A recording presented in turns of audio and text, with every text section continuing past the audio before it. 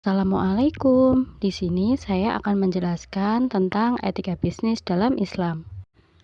Dalam dunia bisnis pasti akan mengalami transaksi antara pebisnis dengan pebisnis lainnya, atau lebih mudahnya yaitu antara konsumen dan produsen, antara penjual dengan pembeli.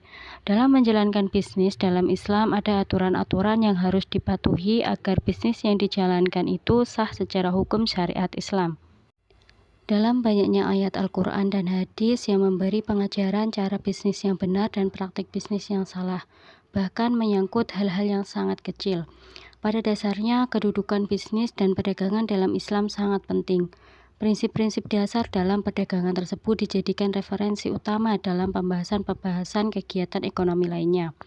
Dalam Islam, sebagaimana pada mekanisme kontrak dan perjanjian baru yang berkaitan dengan negara-negara non-muslim yang tunduk pada hukum perjanjian barat. Pada dasarnya, etika atau nilai-nilai dasar dalam bisnis berfungsi untuk menolong pebisnis, dalam hal ini yaitu perdagangan, untuk memecah problem-problem moral dalam praktik bisnis mereka.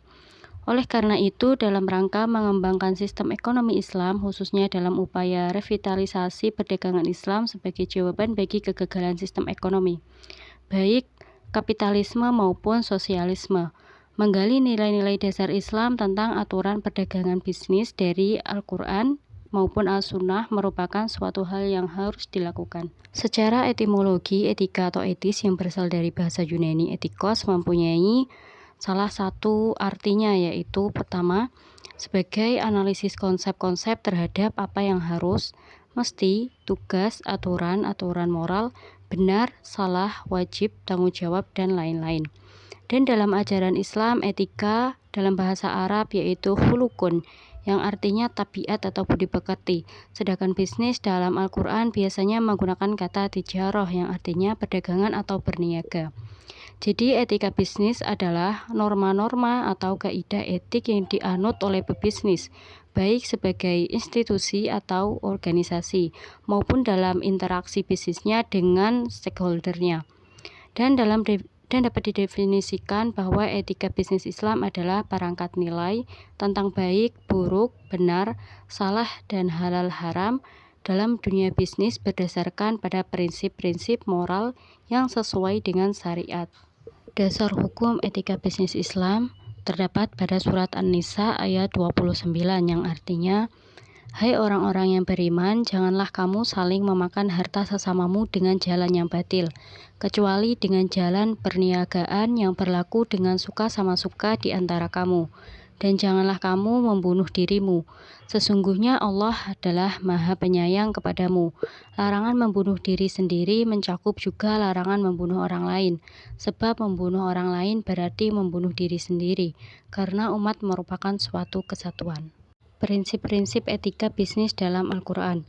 Menurut Imanuddin dalam bukunya ada 5 dasar prinsip dalam etika Islam, yaitu kesatuan, unity, keseimbangan, equilibrium, kehendak bebas atau free will, tanggung jawab, responsibility, kebenaran, kebijakan, dan kejujuran, truth, goodness, honestly.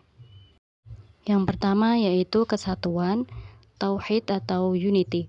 Dalam hal ini adalah kesatuan sebagaimana terefleksikan dalam konsep tauhid yang memadukan keseluruhan aspek-aspek kehidupan muslim baik dalam bidang ekonomi, politik, sosial menjadi keseluruhan yang homogen, serta mementingkan konsep konsistensi dan keteraturan yang menyeluruh. Dari konsep ini, maka Islam menawarkan keterpaduan agama, ekonomi, dan sosial demi membentuk kesatuan. Yang kedua yaitu keseimbangan atau equilibrium atau adil. Islam sangat menganjurkan untuk berbuat adil dalam berbisnis dan melarang berbuat curang atau berlaku zalim. Seperti firman Allah dalam surat Al-Isra ayat 35, Allah Subhanahu wa taala berfirman yang artinya, dan sempurnakanlah takaran apabila kamu menakar, dan timbanglah dengan neraca yang benar. Itulah yang lebih utama bagimu dan lebih baik akibatnya. Ketiga yaitu kehendak bebas atau free will. Kebebasan merupakan bagian penting dalam nilai etika bisnis Islam, tetapi kebebasan itu tidak merugikan kepentingan kolektif, kepentingan individu dibuka lebar. Tidak adanya batasan pendapatan bagi seseorang mendorong manusia untuk aktif berkarya dan bekerja dengan segala potensi yang dimilikinya. Yang keempat yaitu tanggung jawab atau responsibility. Kebebasan tanpa batas adalah suatu hal yang mustahil dilakukan oleh manusia karena tidak menuntut adanya pertanggungjawaban dan akuntabilitas. Untuk memenuhi tuntutan keadilan dan kesatuan, manusia perlu mempertanggungjawabkan tindakannya secara logis. Prinsip ini berhubungan erat dengan kehendak bebas. Ia menetapkan batasan mengenai apa yang bebas dilakukan oleh manusia dengan bertanggung jawab atas semua yang dilakukannya. Yang terakhir atau yang kelima yaitu kebenaran, kebajikan, dan kejujuran. Truth, goodness, honesty. Kebenaran dalam konteks ini selain mengandung makna kebenaran lawan dari kesalahan, mengandung pula dua unsur yaitu kebajikan dan kejujuran.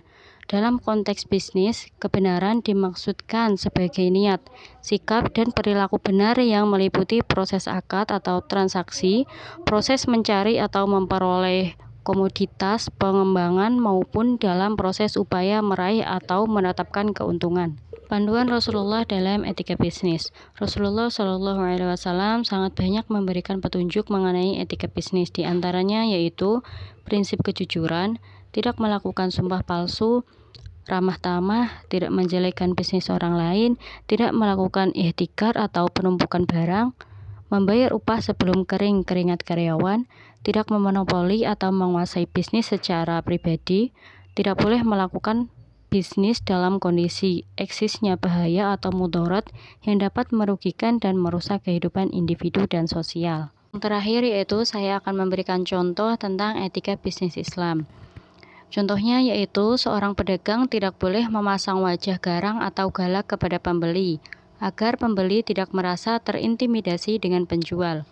Seorang penjual harus berlaku ramah dan jujur dalam berdagang, agar rezeki yang didapatnya menjadi berkah dunia dan akhirat, dan agar pembeli nyaman dalam bertransaksi. Baik, mungkin cukup itu yang dapat saya jelaskan, kurang lebihnya saya mohon maaf. Wassalamualaikum warahmatullahi wabarakatuh.